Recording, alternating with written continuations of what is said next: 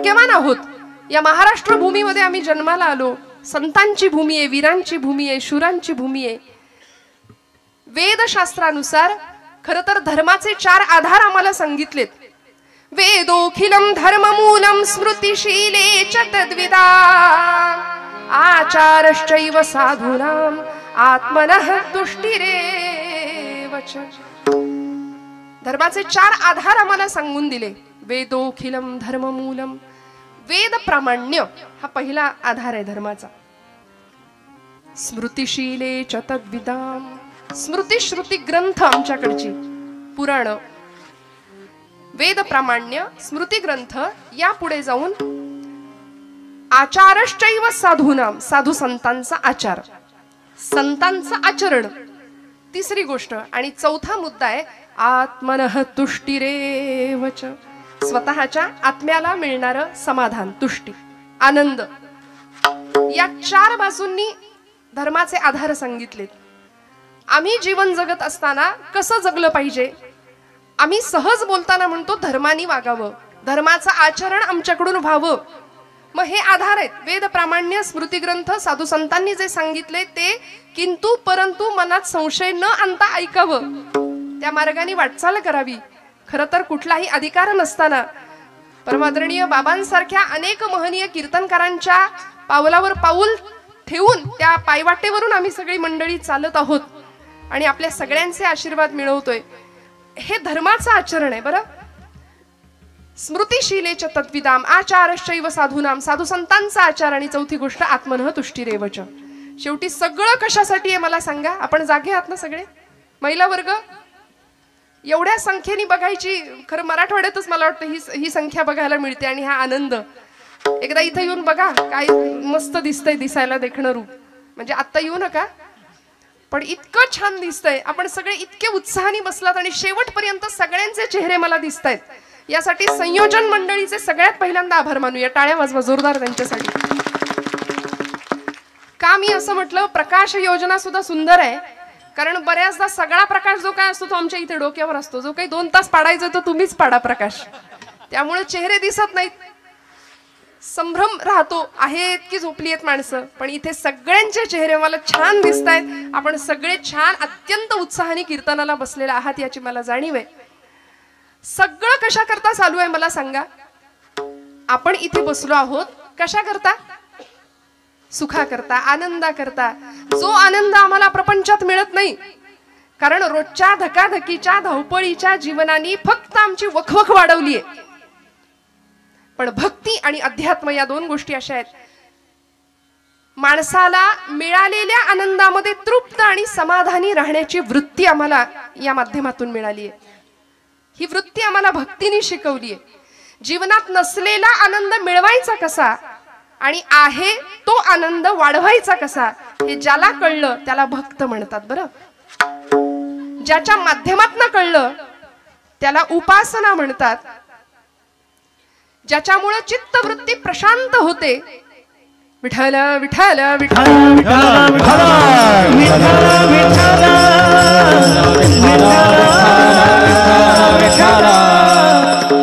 ज्या ज्या ठिकाणी मन जाय माझे, ज्या ज्या ठिकाणी मन जाय माझे, ज्या ज्या ठिकाणी मन जाय माझे, ज्या ज्या ठिकाणी मन जाय माझे.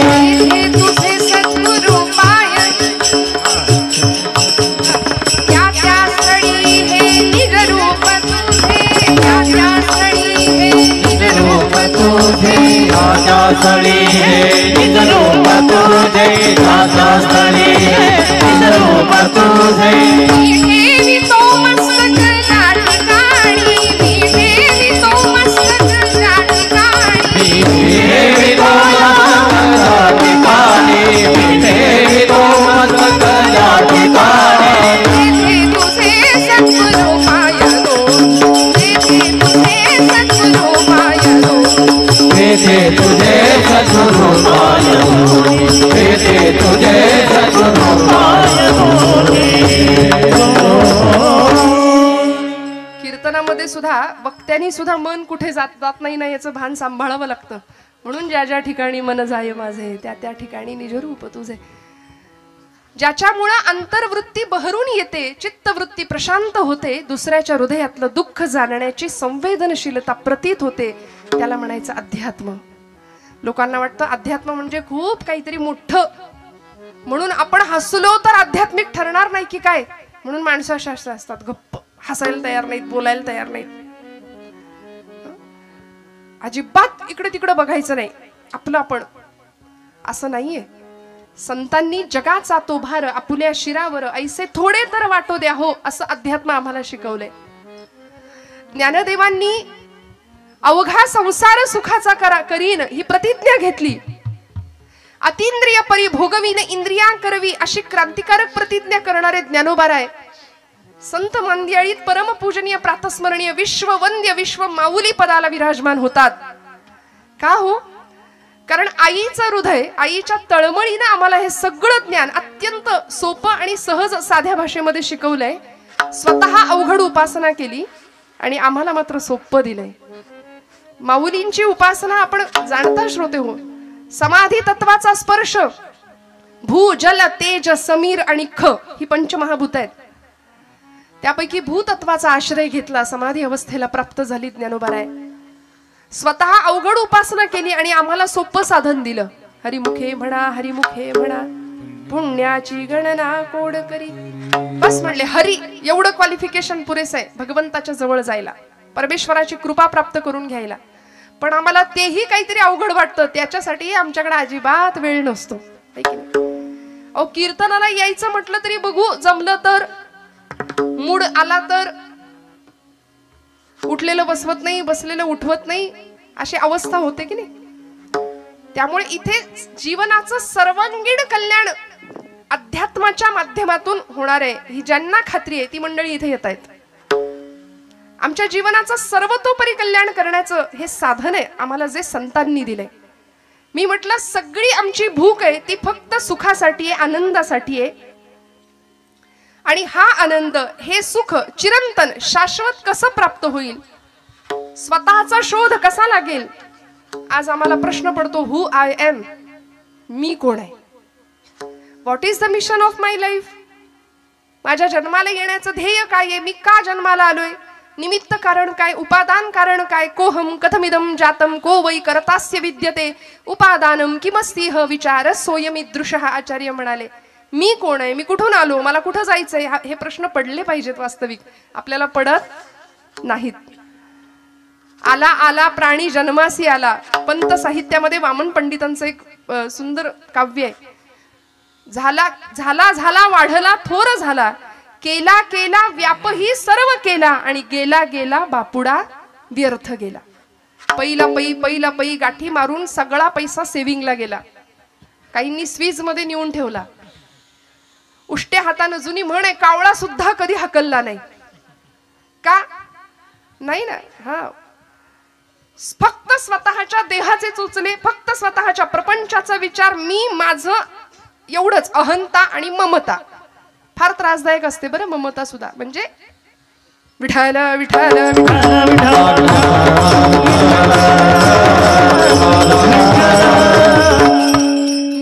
मी माझं यामध्ये आम्ही गुंतून गेलो आणि यातून बाहेर पडणं फार महत्वाचं असतं.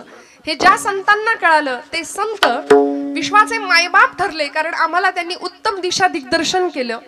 आणि खऱ्या अर्थी ज्यांच्या चरणावर जाऊन जीवनाचं सर्वतोपरी कल्याण करावं असे एकमेव जर कुणी असतील तर ते संत आहेत. म्हणून तुकोबाराय आजच्या अभंगाच्या प्रथम चरणात आम्हाला सांगतात, संताचे पायी हा माझा विश्वास, संताचे पायी हा माझा विश्वास, संताचे पायी हा माझा विश्वास, संताचे पायी हा माझा विश्वास, संताचे पायी हा माझा विश्वास, संताचे पायी हा माझा विश्वास, संताचे पायी हा माझा विश्वास, संताचे पायी हा माझा विश्वास.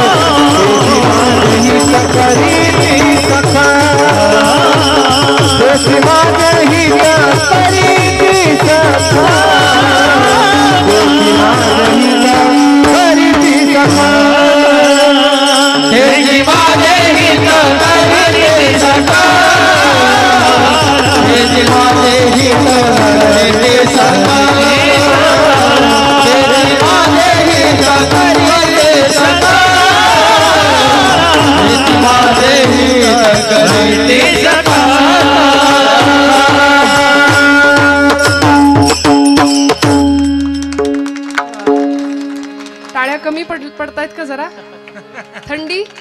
थंडीमुळे का मागे? हे एका दिवसात शक्य होत नाही हो. निर्जीव चांबड्यातनं आवाज काढायचा, तुमच्या माझ्या हृदयाला हिलावून टाकायचं, गळ्यातून स्वरब्रह्माची उपासना करायची, नादब्रह्माची. आणि कीर्तनामध्ये तेव्हाच रंगदेवता येते. स्वरब्रह्म, नादब्रह्म आणि शब्दब्रह्म एकत्र येतं, तेव्हा साक्षात परब्रह्म साकार होतं. त्यामुळे छान कौतुक मनातून यावं, आतून यावं. असं म्हणतात दाद मागून मिळते ती दाद नव्हे, दाद आपोआप यावी लागते. खोकला यावा तशी दाद येते आपोआप. उत्साहाने टाळ्या वाजल्या पाहिजेत. छान जिथं कौतुक करावं असं वाटतंय तिथं मोकळ्या मनाने कौतुक करावं बरं का, हातचं राखून अजिबात नाही. संतांची पायी हा माझा विश्वास, सर्व भावे दास झालो त्यांचा. महाराजांना विचारलं, महाराज आजच्या कलियुगामध्ये विश्वास ठेवावा, समर्पण भावानी ज्याला शरण जावं असं कोण आहे? महाराज ठामपणे उत्तर देतात, माझा विश्वास संतांवर आहे. इंग्रजीमध्ये ट्रस्ट आणि बिलीव असे दोन शब्द आहेत. बघायला गेलं तर वेगळ्या दोन अर्थ आहेत. भगवंतावर आम्ही, संतांवरती आम्ही ट्रस्ट या अर्थाने विश्वास ठेवायचा आहे बरं का, नुसता तेवढ्या पुरता नाही. मी दृष्टांत देत असते बऱ्याचदा. डोंबऱ्याचा खेळ आपण सगळ्यांनी पाहिलाय. आता नाही दिसत, सोडून द्या. आता सांता दिसेल पटकन 25 डिसेंबरला, आहे की नाही? म्हणजे मला कधी कधी खरंच इतकं वाईट वाटतं की आपण किती दुसऱ्यांचं उच्चिष्ट खातो. हे फारच बरं झालं बोललेलं. खरकट खातो म्हटलं की अजून जास्त पटेल. किती पाश्चिमात्यांचं अंधानुकरण करतो आम्ही. वासुदेव आम्हाला आठवत नाही, गोंधळी आम्हाला आठवत नाही, कोल्हाटी आम्हाला आठवत नाही. आजच्या नवीन पिढीने वासुदेव बघायचा तो फक्त फॅन्सी ड्रेस कॉम्पिटिशन मध्ये. ते खरे आमचे संत आहेत बरं, सांता फिंता काही नाही आपलं. बरं मुलं लाल टोप्या घालतात इथपर्यंत ठीक आहे, आई वडील सुद्धा लाल टोप्या घालून फिरायला लागले तर मोहऱ्यांनी दृष्ट काढावी त्यांच्या बुद्धिमत्तेची सगळ्यांचीच.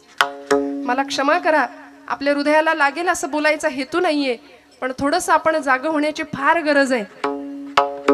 की ज्या संतांनी देहाचं रान केलं, तळमळ इतकी तळमळ बुडते हे जन न देखवे डोळा. घटिका गेली पळे गेली तास वाजे झणाना, आयुष्याचा नाश होतो रामकारे म्हणाना. म्हणून समाज स्वास्थ्याचं संजीवन कुठं मिळतंय का म्हणून अंतर्बाह्य करचळणारे हे संत घरदार सोडून द्यावं, रानावनात फिरावं.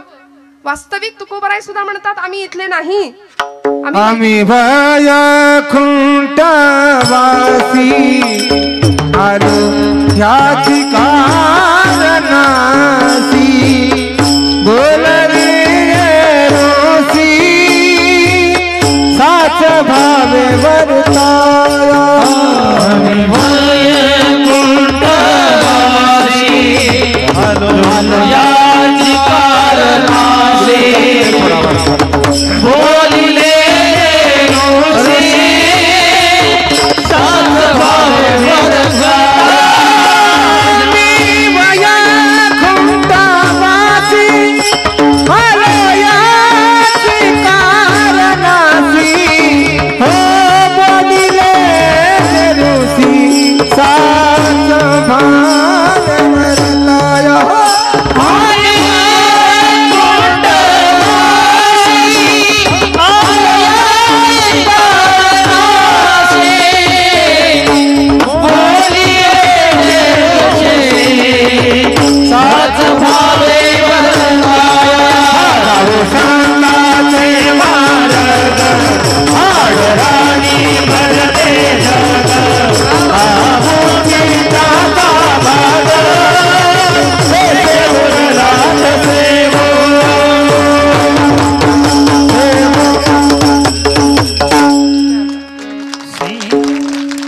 आम्ही वैकुंठीचे वासी आलो याची कारणासी. खरं तर हरिपाठामध्ये ज्ञानोबा म्हणतात मागील या जन्मा मुक्त झालो तरी सुद्धा आम्ही इथे आलो. का हो? अंतःकरण तळमळलं. साध्या सोप्या शब्दामध्ये संतांना उत्तम पथप्रदर्शन करावं ही जाणीव होती.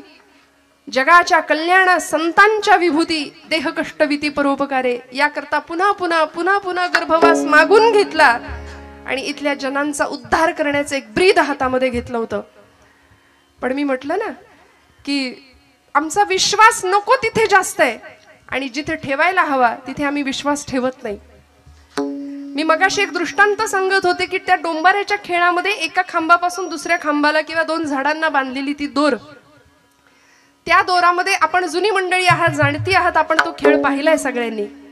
त्या खेळामध्ये ती मुलगी किंवा ती त्याची पत्नी त्या दोरावरून चालत असते, हातामध्ये काठी घेऊन समतोल साधत असते. ढोलग वाजवणारा तो पुरुष खाली आणि एक मुलगा थाळी फिरवणार आहे. हा, तो खेळ संपल्यानंतर ती मुलगी किंवा ती पत्नी त्याची, त्या डोंबाऱ्याची, जसा दोर चालत असते सगळे लोक असे चित्रासारखे स्तब्ध होऊन तिच्याकडे पाहतात. तिची एकाग्रता, तिचं अनुसंधान हे होतं बरं का. पूर्वीच्या महिला फार अनुसंधान ठेवत होत्या, एकाग्र असायच्या, चिंतेपेक्षा चिंतन जास्त करत होत्या. आता उलट आहे, महिला वर्ग आपला दिवस आहे आजचा बरं का. अनुसंधानच नाही हो. परवा एक आमच्या पुण्यातली एक गेली ना माझी मैत्रीण, गॅरेजमध्ये गेली गाडी घेऊन, स्कूटी घेऊन, आणि म्हणाली ब्रेकच लागत नाही. तो गॅरेजवाला म्हणाला तुमच्या चपला बघू जरा. चप्पलचं सोल गेलंय म्हणाल्या, ते बसवून घ्या नवीन, ब्रेक आपोआप लागेल. पुण्यात ज्यांनी गाडी चालवताना पाहिलंय महिला वर्गाला त्यांना पटकन कळून जाईल माझं म्हणणं. अनुसंधान नाही, एकाग्रता नाही, जीवनाकडे बघण्याचा सकारात्मक दृष्टिकोन नाही, सतत नकार भरलाय जीवनामध्ये सतत. आणि मी नेहमी म्हणते निगेटिव्ह माणसांपासून 2 हात लांब राहावं. कोरोनात कसे आपण डिस्टन्स मेंटेन ठेवत होतो तसं लांब राहायचं, कारण ही माणसं अशी समोर भेटतात आणि संसारी माणसाला ओळखण्याची तीच खूण आहे. कसं ओळखायचं? 2 संसारी माणसं, तुमचं काय बाबा, बरं आहे काय, कसं काय चाललंय, बरं आहे का विचारलं की पुढचा माणूस म्हणतं काय ढकलायचं कसं तरी रडत रडत. ही अशी नकारात्मकता इतकी जीवनात भरली आहे ना. त्यांनी कीर्तन ऐकावं, रोज रोज कीर्तन ऐकावं, कारण कीर्तन आम्हाला निर्भय बनवतं, अध्यात्म आम्हाला जगण्याची दृष्टी देऊन जातं बरं का. त्या मुलीनी चालायला सुरुवात केल्यावर सगळी मंडळी तिच्याकडे स्तब्धतेने पाहतायत. आणि जशी ती खाली उतरली तशी तिने तिच्या लेकराला सुद्धा घेतलं होतं बरं का. दोरीवरनं चालताना लेकराला घेऊन चालत होती. खाली उतरल्याबरोबर सगळी मंडळी म्हणाली अजून एकदा चाला, म्हणाली अजून एकदा चाला. ती म्हणाली मला आता भीती वाटते, म्हणाले मला जमेल का. सगळी माणसं म्हणाली हो हो ताई तुम्ही छान चालाल, आता तुमच्या बाळाला घेऊन तुम्ही दोरी चालली, आता परत एकदा चालाल का आमच्यासाठी. चालेल म्हणाले. तुमचा विश्वास आहे का माझ्यावर. हो म्हणाले विश्वास आहे. नक्की नक्की मला जमेल. हो हो आमचा पूर्ण विश्वास आहे म्हणाले. चला. बर म्हणाली ठीक आहे, तुमचा एवढा विश्वासच आहे ना, तर आता असं करूया, माझं लेकरू मी खाली ठेवते, तुमच्यापैकी कुणाचं तरी लेकरू मला द्या, त्याला घेते खांद्यावर किंवा कमरेवर आणि मग दोरी चालते म्हणाल्या. चालेल का. सगळी माग सरकली. मग मगाशी दाखवलं ते काय होतं. तो विश्वास होता का. तो विश्वास नव्हता. तो समर्पण भावाने केलेला ठेवलेला विश्वास नव्हता. म्हणून असं आहे की you believe in God but you don't trust him. तुम्ही त्याच्यावर विश्वास नाही ठेवत, तात्पुरतं असेल बाबा देव, असेल बाबा, पूर्ण समर्पण भावानी नाही. उपास करणारा माणूस सुद्धा दिवसभर संशयात असतो, काय माहिती देव आहे की नाही, केलेला उपास वाया जायचा माझा. परवा तर एक जण भेटला, ताई 108 बेलपत्र रोज शंकराला वाहतो म्हणाले, शंकर काही पावतच नाही, तुम्ही म्हणाल तर दत्ताकडे जाऊ का आता. विश्वास नाही, प्रपंचामध्ये विश्वास नाही, जीवनामध्ये विश्वास नाही. तुकोबाराय संतांवर विश्वास ठेवायला सांगतात. इथं माणसातल्या माणसावर आमचा विश्वास नाही, दगडातल्या आणि पाषाणातल्या भगवंतावर आम्ही कधी विश्वास ठेवणार. तो भगवंत दाखवून देणाऱ्या संतांवर आम्ही कधी विश्वास ठेवणार. कारण आम्ही प्रचंड, थोडा वाईट शब्द वापरते, नतद्रष्ट माणसं आहोत की आम्ही लबाड आहोत. लबाड भक्तीच्या प्रांतामध्ये आम्ही लबाड भक्ती करतो. बरं, परमेश्वराकडे सकामतेने जातो, काही हवं असलं तरच त्याच्याकडे जातो. काय हवं होतं माझ्या नामदेव महाराजांना. आईने सांगितलं नाम्या जा पांडुरंगाला नैवेद्य अर्पण करून ये. माझ्या आवडीचा दृष्टांत आहे आणि आपल्या सगळ्यांच्या माहितीतला किस्सा आहे हा, नामदेवांच्या चरित्रातला. 5 वर्षाचं लेकरू धावत गेलो, सकाळी पहाटे उठलं होतं. दामाशेट्टीने सांगितलं होतं नाम्या उद्याचा नैवेद्य पांडुरंगाला तू द्या, मी परगावी जाऊन येतो. सकाळी उठले आणि आईच्या मागे लागले सकाळपासूनच, आई लवकर जेवायला कर, लवकर जेवण तयार कर, नैवेद्य तयार कर, मला पांडुरंगाला द्यायचंय. आई म्हणली नाम्या कारट्या देव काही उठल्या उठल्या जेवायला बसणार आहे, अरे थांब जरा उजाड उतर दे. आणि मस्त नैवेद्याचं ताट तयार करून दिलं, केळीचं पान वरती झाकलं आणि नेलं राऊळामध्ये नामदेवांनी. दुडू धावत 5 वर्षाचं लेकरू. आठवा काय 5 वर्षाची आमच्या घरातली लेकरं आठवा. वरातीत मात्र नाचायला पुढे असतील.